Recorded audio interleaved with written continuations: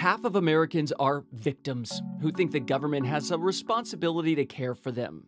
Well, actually, it's 47% if you want to get technical, but that was the figure tossed out at a private fundraiser in Florida, held for a mega wealthy Republican presidential nominee just a few months before his election. Not Donald Trump, Mitt Romney. And many think it sunk his campaign when the video came out. These people, Romney said, were united by two things. First, they pay no income tax, and also, they would vote for Barack Obama no matter what. As we head into the congressional midterms and presidential races, we ask, what became of the 47%?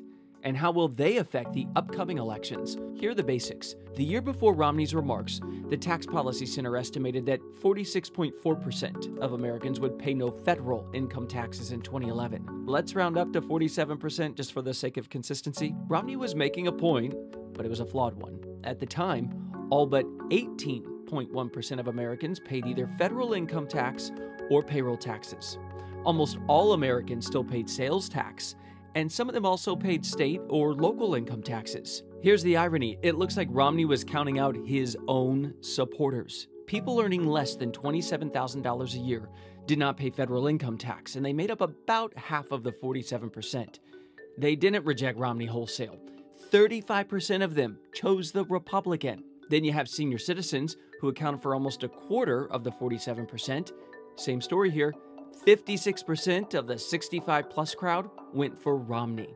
Romney's calculations were clearly wobbly in 2012.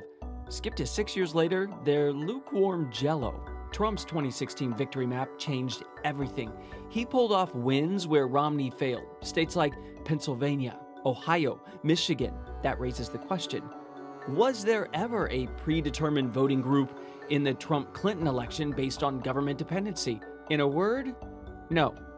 Evidence points to education, not income, as the real story. After examining voting patterns in the 981 biggest counties in the country, Nate Silver at 538 deduced high rates of four-year college degrees meant Clinton outperformed Obama, regardless of the average income.